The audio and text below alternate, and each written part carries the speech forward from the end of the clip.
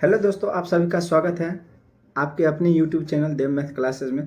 दोस्तों, Bihar SSC inter level के बारे में एक नोटिस आया है जो कि ज्ञापन संख्या 712 आ है, जो कि पटना से रिलीज हुआ है दिनांक 16/2/2024 को।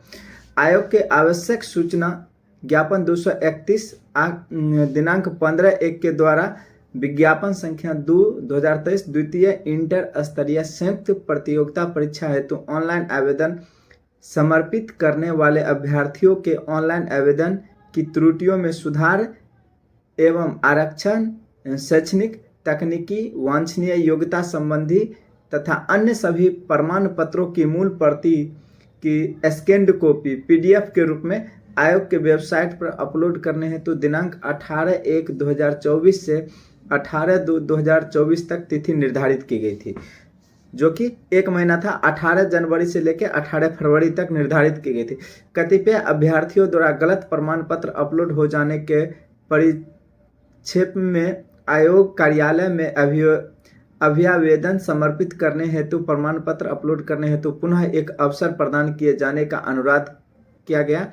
साथ ही कतिपय अभ्यर्थियों द्वारा पासवर्ड भूलने, फॉरगेट पासवर्ड की स्थिति में नया पासवर्ड, ओटीपी, न्यू पासवर्ड सिर्फ ईमेल पर भेजे जाने के प्रावधान को ईमेल के अतिरिक्त रजिस्टर्ड मोबाइल नंबर पर भेजने का अनुरोध किया गया है।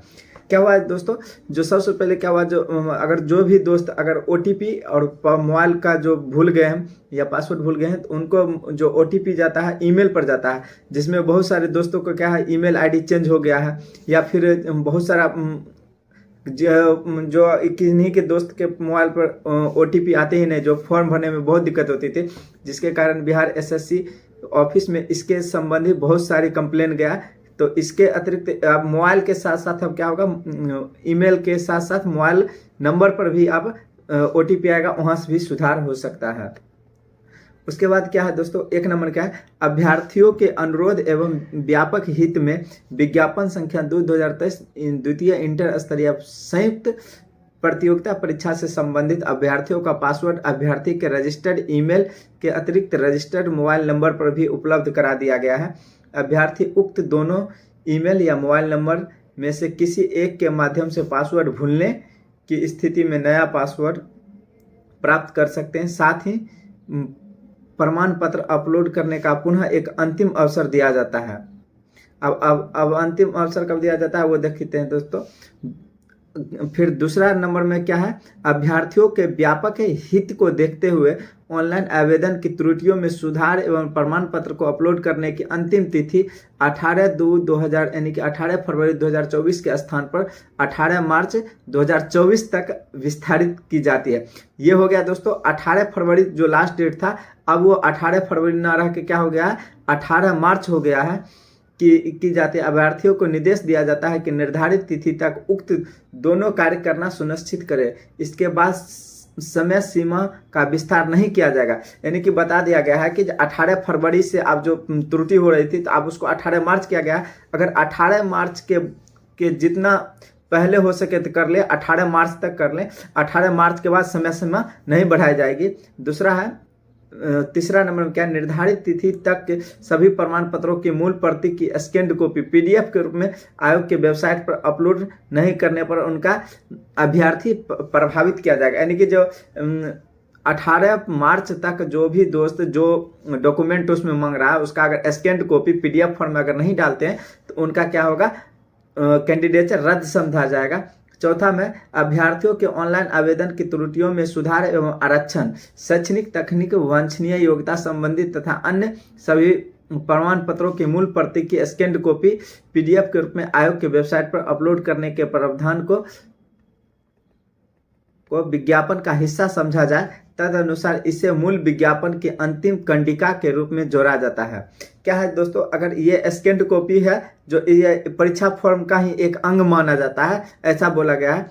और फिर कहता है, अभ्यर्थी अद्यतन सूचना हेतु आयोग के वेबसाइट पर तथा सतत अवलोकन करते रहे और किसी के झांसे में न आकर हर हमेशा बिहार एसएससी का जो वेबसाइट है bssc.bihar.government.in पर उस पर ही हर हमेशा इसका चेक किया कीजिए। उसके बाद कहता है और ये कहाँ से आया है? बिहार कर्मचारी चयन आयोग पटना का। इसका मतलब सीधे सीधे बात हो गया दोस्तों, मार्च में कोई एग्जाम नहीं होने वाला है। जिन दोस्तों का मतलब थोड़ा सा कोई तैयारी में लूज है, वो अपने तैयारी को और बूस्टअप कर सकते हैं। ये बात तो हो गया, क्लियर हो जाता है कि अभी फिलहाल में जून जुलाई से पहले एग्जाम नहीं होने वाला है।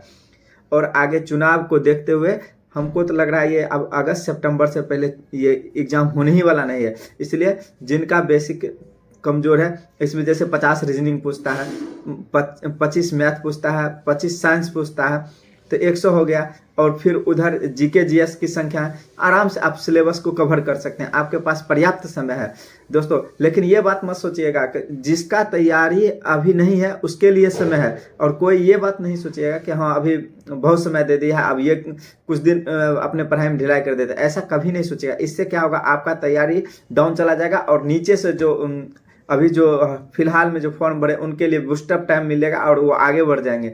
जैसा आपका तैयारी है उसमें और 4 चांद लगाना है और बहुत जल्दी से जल्दी अपनी तैयारी को एक मजबूत पहलू प्रदान करना है, और अपने इस बिहार एसएससी में एक सीट पक्का करना है। और लगे रहिए बहुत ही, और सरस्वती माँ सरस्वती से हम भी कामना करते हैं कि आपका एक सीट पक्का हो। जय Hind, thanks for watching, bye.